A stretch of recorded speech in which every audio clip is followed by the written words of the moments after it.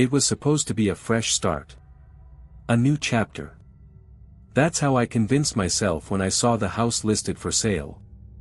My name is Robert, and after everything that had happened in my life recently, I needed a change. The place was small, tucked away in the woods just outside of town, almost too quiet. At first, it was perfect. The house, or maybe I should say the property, was old, at least 80 years. The agent who showed me around, a man named Craig, seemed a little too eager for me to sign the papers. He didn't talk much about the house's history, but when I asked, his expression went stiff for just a second, like he'd seen something he didn't want to remember. I should have walked away then. But I didn't. It wasn't until the first night that I started to feel something wasn't right. I remember the first time I noticed the smell. It wasn't strong, but it lingered in the air, a mix of something damp and rotten. At first, I thought it might be the old pipes or mold. But the longer I stayed, the worse it got. I'd come into the living room, and it would be there. The smell. But only when I was alone. I moved into the house that weekend, after signing the papers. The first couple of days were uneventful, except for the strange noises at night. It wasn't until the third night that I woke up to a sound I couldn't ignore. It was the floorboards creaking in the hallway outside my bedroom. But I didn't think much of it at first, thinking it was just the house settling. That was until I heard footsteps. Slow, deliberate footsteps. My heart raced. I tried to tell myself it was my imagination, or maybe an animal in the walls. But deep down, I knew it wasn't. I grabbed a flashlight and stepped into the hallway, my mind racing with thoughts of what I might find. I turned the corner, expecting to see nothing, but the air felt heavier. The footsteps stopped as I moved further into the hall. I stood there, listening. Nothing. It was so still that I could almost hear my own heartbeat. Then, the floorboard behind me creaked. I spun around, my flashlight beam cutting through the darkness. I saw a figure at the end of the hallway. Just a glimpse. A fleeting shadow, too quick to catch, but it was enough to freeze me in place. I felt it. The chill of being watched. I took a deep breath and backed into the bedroom, locking the door behind me. I didn't sleep that night. The next day, I decided to do some research on the house. I went to the local library and asked around, but no one seemed to know much about the property. Only one person mentioned something odd, an old man, Bill, who used to live in the house before the previous owners. Bill had passed away years ago, and people said he was eccentric, but no one was willing to go into detail. I returned home later that evening, trying to shake off the unease I felt. But as I stepped onto the porch, I noticed something strange. There was a small, old doll sitting on the doorstep. It was facing the door. Staring at it. I bent down to pick it up, my fingers brushing the cold porcelain. It had a cracked smile, one that made my skin crawl. And then, the wind picked up. A sharp gust blew through the trees, and I heard something in the distance. It wasn't the wind, it was a voice. It was a whisper, faint but distinct. Leave now. I dropped the doll, heart hammering in my chest. My eyes darted around the yard, but there was no one there. Just the empty, eerie silence of the woods. I ran inside and locked the door behind me, my mind reeling. What was happening to me? But as I stood there, panting, my hand still clutching the door handle, I heard it again. That whisper. But this time, it was coming from inside the house. Leave now. The whisper seemed to come from nowhere and everywhere at once, as if the very walls of the house were alive. I froze, my breath shallow, my body paralyzed with fear. I couldn't move. I just stood there in the hallway, listening to the chilling silence that followed. Was I losing my mind? Had the stress of moving to this new place finally gotten to me? I tried to calm myself, taking deep breaths, but the whisper wasn't just a figment of my imagination. I could feel it in my bones, something was in this house with me. I slowly backed toward the living room, flicking on the lights one by one as I went, feeling like I was being watched. The hairs on the back of my neck stood up. The temperature in the house had dropped, and the air was thick with tension. Every small creak of the house felt like a step closer to the inevitable. The next morning, I went to the kitchen to grab a cup of coffee, trying to shake off the events of the night. I couldn't afford to lose my composure. But when I opened the cabinet to get a mug, I noticed something strange. The doll. The same one I had found on the doorstep the night before. It was sitting on the counter, facing me. My heart stopped. I hadn't brought it inside. I hadn't touched it since I dropped it on the porch. I knew it wasn't my imagination. There was no way it could have moved on its own. I threw the doll in the trash can, determined to forget about it. But as I was about to walk away, I heard the sound again, the faint whisper, this time coming from upstairs. "You can't escape." I bolted up the stairs, following the sound, my mind racing. I had to get to the bottom of this. I reached the top of the staircase and turned toward the small guest room. The door was ajar, and the air was thick with a feeling of dread. I stepped inside, and that's when I saw it. A faded, old photograph pinned to the wall. It was of a man. The man I'd been hearing about from the locals, Bill, the previous owner of the house. But there was something off about the photo. Bill wasn't smiling. In fact, his expression was grim, his eyes hollow and dark, almost as if he were staring straight into my soul. And as I stared back, something shifted behind me. I spun around, my breath catching in my throat. The air felt heavier, like I was suffocating. Then, I saw it. A shadow moving across the room, darting past the corner of my vision. I wasn't alone. I took a step back, the blood draining from my face. There was no mistaking it now. Whatever had been following me was real. Suddenly, the door slammed shut behind me, and the room plunged into darkness. I fumbled for my phone, trying to turn on the flashlight, but it wasn't working. The shadows around me seemed to grow longer, and the temperature in the room plummeted. The whispers grew louder, this time frantic, angry. "Leave, leave now, before it's too late." I was paralyzed with fear, but instinct kicked in. I forced the door open, and as I stepped back into the hallway, I saw something that made my blood run cold. The photograph had moved. It was no longer on the wall. It was on the floor in front of me. And Bill's eyes, they were no longer empty. They were watching me. I didn't stay to figure out what was happening. I ran downstairs, out the door, and into my car. My hands were shaking so badly I could barely start the engine. As I drove away, the house looming in my rearview mirror, I swear I saw something in the window. A figure. Bill. I didn't go back that night. I stayed away from the house for 2 days. 2 days of restless nights, of constantly looking over my shoulder, of hearing the whispers that followed me everywhere. I couldn't shake the feeling that I was being hunted, even when I wasn't anywhere near that damn house. But I knew I couldn't run forever. I had to go back. I had to know what was going on. So, on the 3rd day, I drove back, my hands gripping the wheel tighter than ever before. The house stood there, just as it had when I left, looming in the trees like something alive. The air felt thick, almost oppressive, as if the house was breathing with me. I couldn't just leave. I had spent too much money on this place. Besides, I was tired of running from a house. This wasn't some movie, right?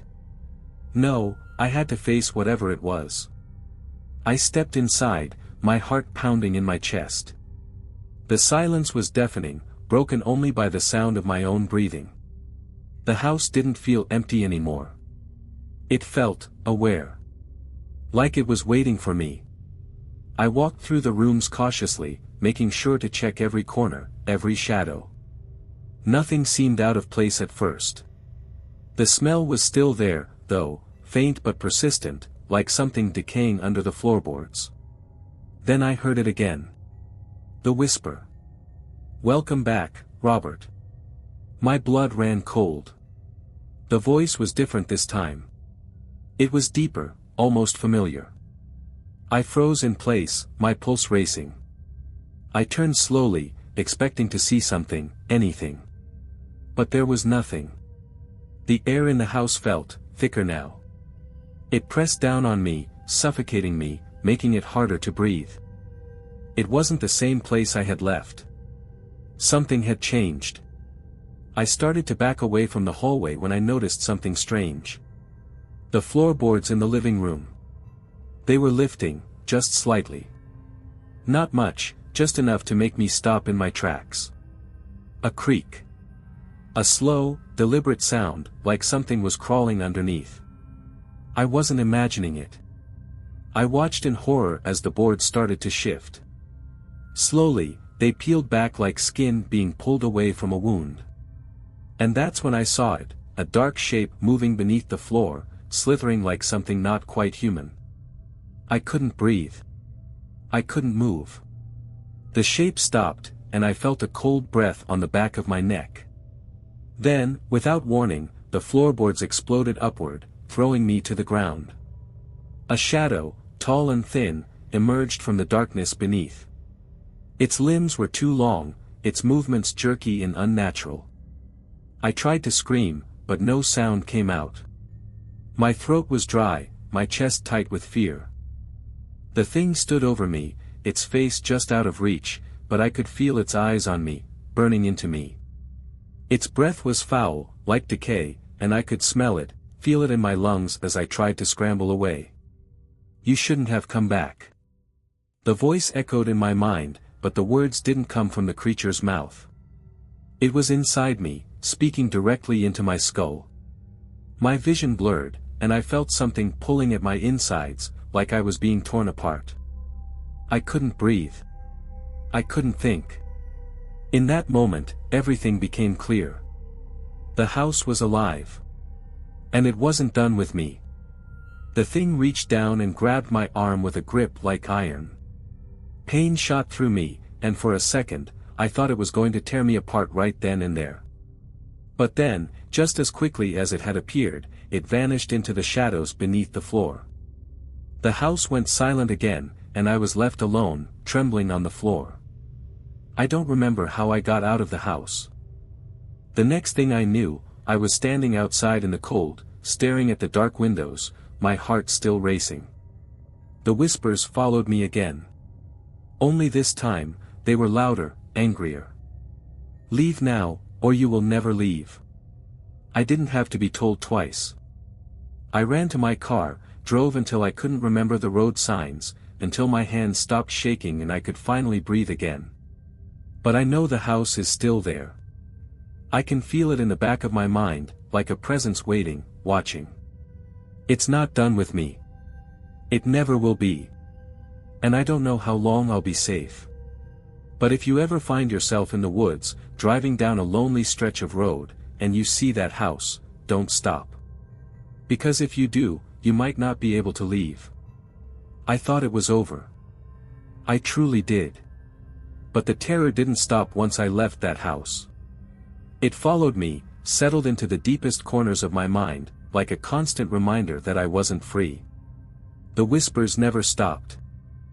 They haunted my dreams, my waking moments, creeping into my thoughts.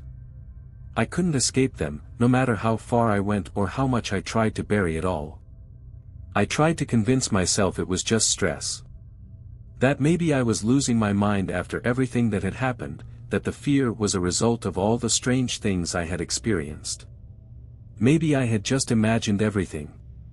But deep down, I knew the truth. I began to research the house again, trying to understand what I had encountered. I dug into the town's history, hoping to find something, anything, that would explain the things I had seen, the things that had touched my mind and soul. But everything I found just made things worse. The more I looked, the more I found references to disappearances.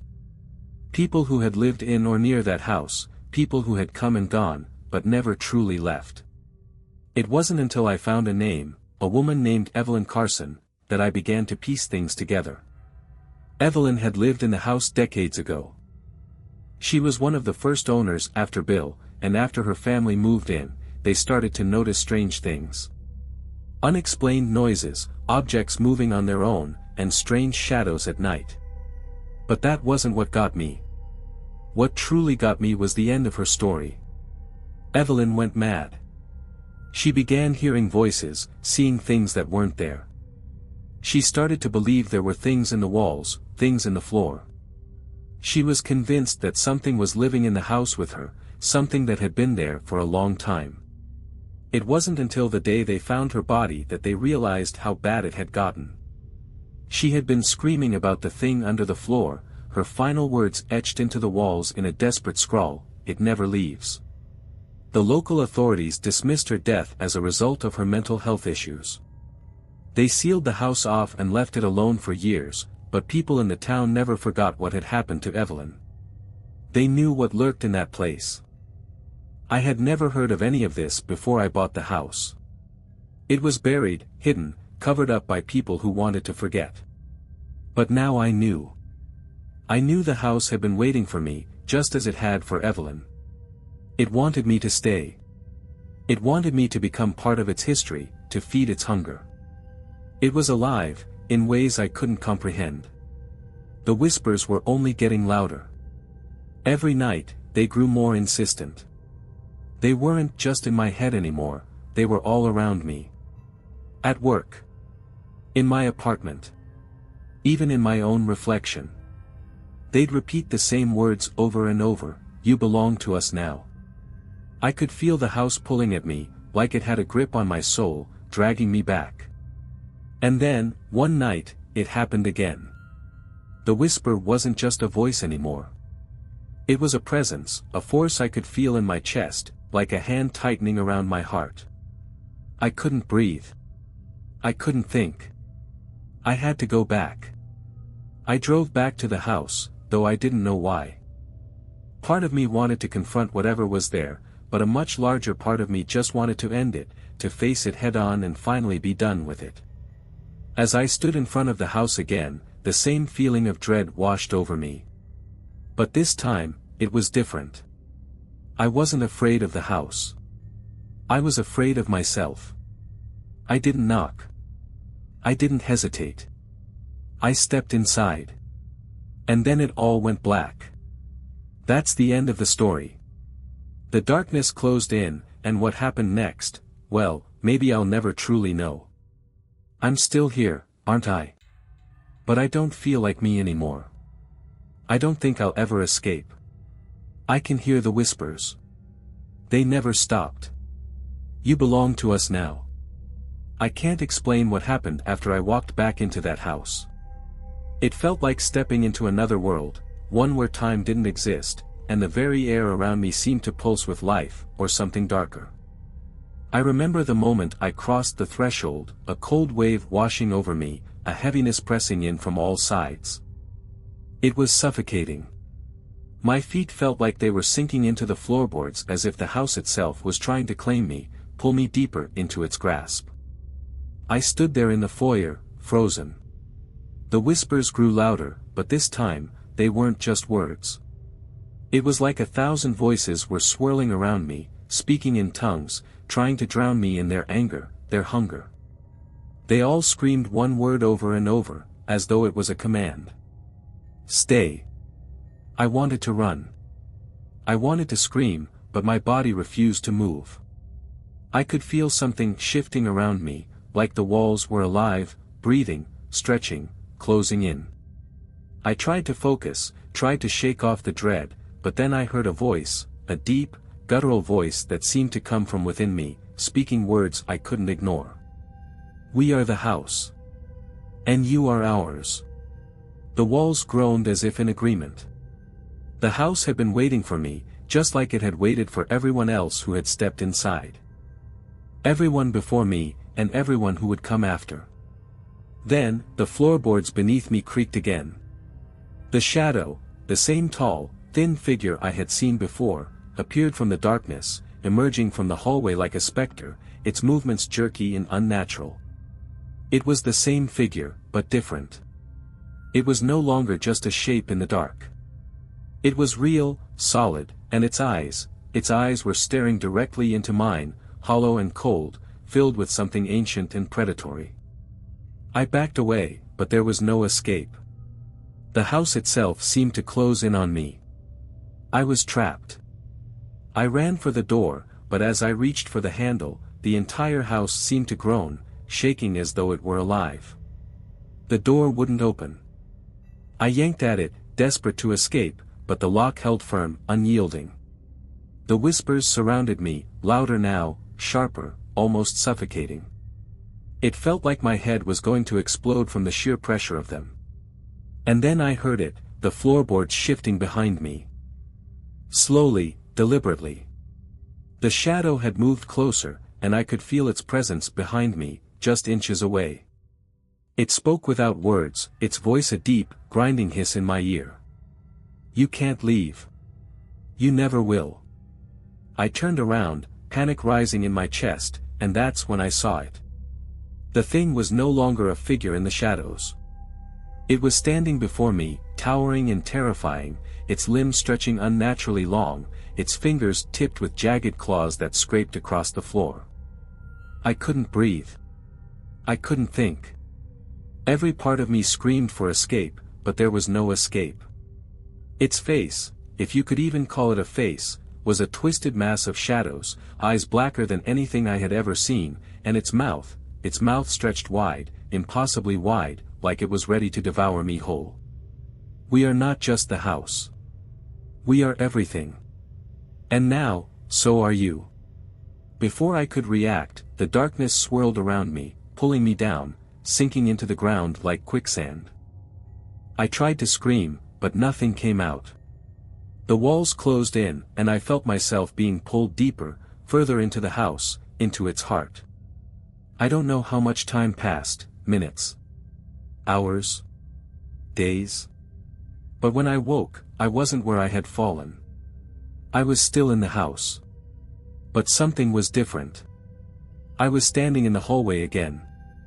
The same hallway I had walked through countless times, but this time, it felt wrong. The air was thick with a presence that wasn't mine.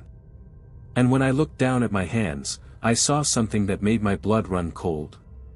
They were different. My skin was pale, almost translucent, and my fingers seemed longer, thinner, just like the thing in the shadows.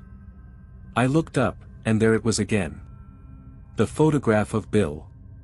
The same photo I had seen when I first walked into this nightmare. But now, it was different. The eyes in the photo weren't just staring at me. They were, waiting. And then, I heard it again. The whispers. But this time, they were not just around me. They were inside me. "You are one of us now." I looked into the darkness, and I knew. I understood. I was no longer Robert. I was something else. Something part of the house, part of whatever force had consumed it. And now, I would wait. Just like Bill did. Just like Evelyn did. Waiting for the next soul to enter. The next fool to think they could escape. Because in this house, no one ever leaves. Time lost all meaning after that night. Days blended into one long, unbroken stretch of shadows, whispers, and the oppressive, suffocating weight of the house. My mind, if it could still be called mine, was no longer my own. I had become one with the house. The house had become me. I could feel the walls now. They weren't just walls. They were veins, arteries, pulsing with life, or something darker. The house was breathing with me. It was waiting. I felt the presence of others, too. Lost souls, trapped here just like I was. I couldn't see them, but I knew they were there. They moved with me, watched me, their silent cries echoing in my mind. But there was something more. One night, just as I was beginning to fully accept my new existence, I felt something else in the house. It wasn't the house's hunger or the souls trapped here with me. No, this presence was different. It was, alive in a way that was foreign to the house. It was an intrusion. The whispers grew frantic, agitated, as if they too could sense it. It's here. It's coming. I was no longer sure whether I had any physical form, but somehow, I knew the presence wasn't supposed to be here. It didn't belong. At first, it was subtle. A shadow in the corner of my vision. A soft sound, like something brushing against the walls. I didn't approach it. I didn't want to. Whatever it was something I hadn't felt before, a new kind of fear that prickled beneath my skin. But the presence didn't go away. It only grew stronger. It started to make itself known more and more, creeping through the hallways, its movements swift and erratic. I could feel it watching me. Feeling me. It was different from the usual ghostly figures that wandered the house. This one had an agenda. It wasn't content just to wander in the dark corners. No. It wanted something. And whatever it wasn't afraid of the house. The whispers began to distort. They twisted, their usual warning now transformed into something panicked, like a voice screaming in terror. Leave. It can't be stopped. The presence grew bolder. It started making noises, louder ones. I could hear the thud of something heavy moving through the walls, the sound of something scraping against the floors. And then I heard it, footsteps. Heavy, deliberate footsteps, echoing through the house. I thought I had seen everything this place had to offer. But this was new. This was a force I didn't understand, and I feared it. The house had never been invaded before. The figure moved into the hallway, and I could feel its approach. This wasn't a shadow. This wasn't a mere manifestation. It was something physical. Something real. I could almost see it now, its outline, standing just at the end of the hallway. It was tall, and broad, with features I couldn't quite make out. A dark, shifting shape, like the very air around it was alive, rippling with some kind of malevolent energy. It was coming for me. I tried to retreat, to hide, but the house wouldn't let me. The walls seemed to constrict, pushing me toward it, forcing me to face whatever this was. It spoke to me. Not in whispers, not in voices inside my head, but with its own voice, loud, deep, and full of darkness. I know what you are. I know what this house is. And I will destroy it. Its voice was a growl, like thunder shaking the very foundations of the house. It was unlike anything I had heard before. This was no ghost.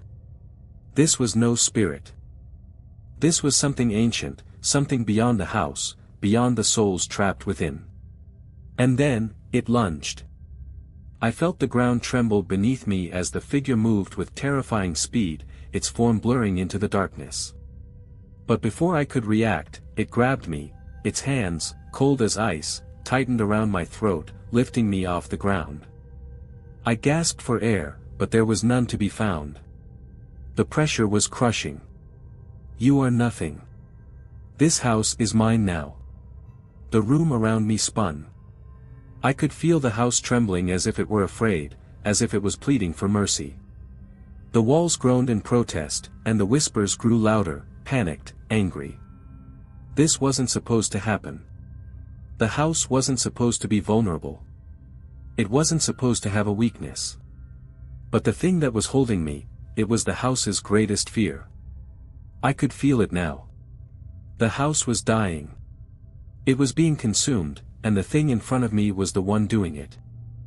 With one final, devastating pull, the presence threw me across the hallway.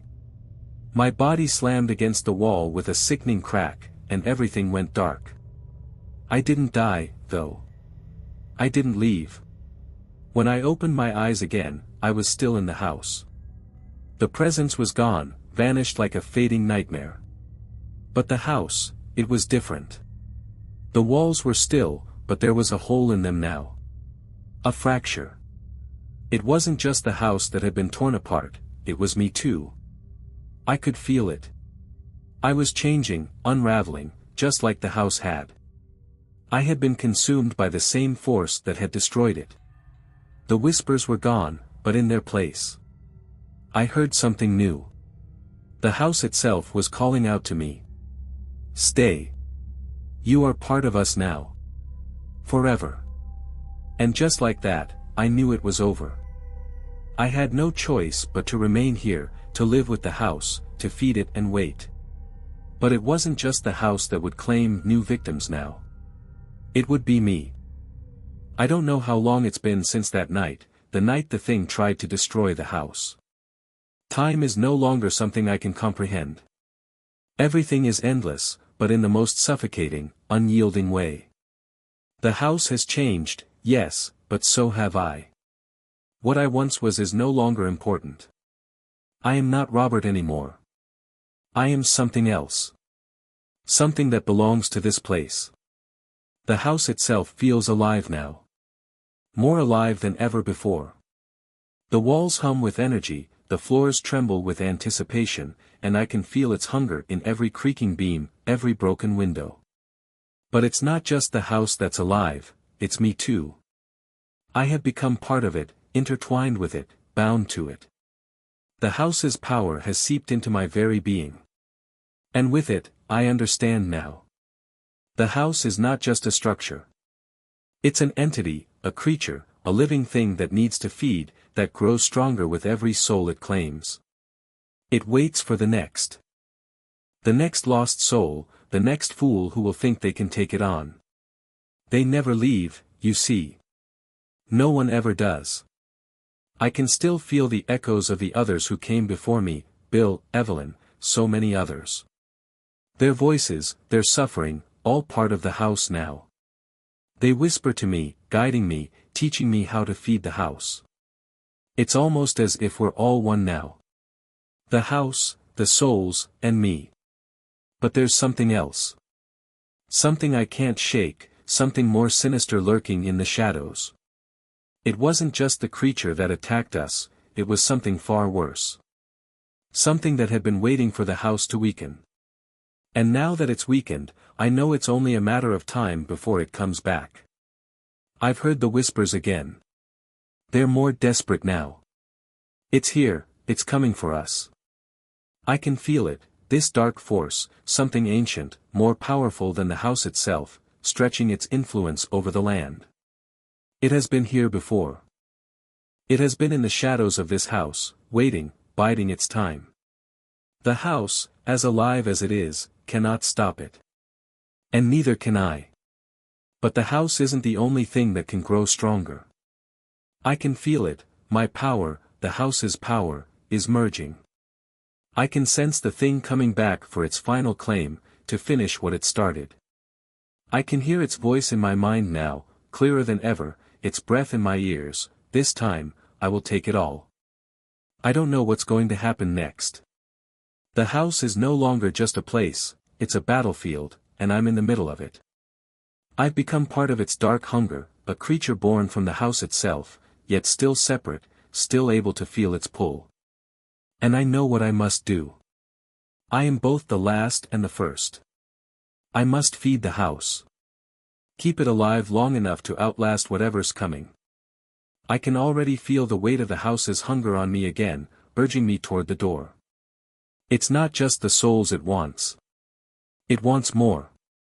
It needs more. And I will find it. I will bring them here, just as I once was brought in. To feed it. To give it strength. Because if I don't, the thing that's coming will destroy us all. The house will die. And I will die with it. And if I die, then there's no telling what will be left. What will rise from the ashes. So, I leave. Once again, I step into the world that lies beyond the walls. But this time, I don't know if I'll come back. But I know one thing for sure. When I return, it will be with new souls to feed it. And when I return, it will be the final return.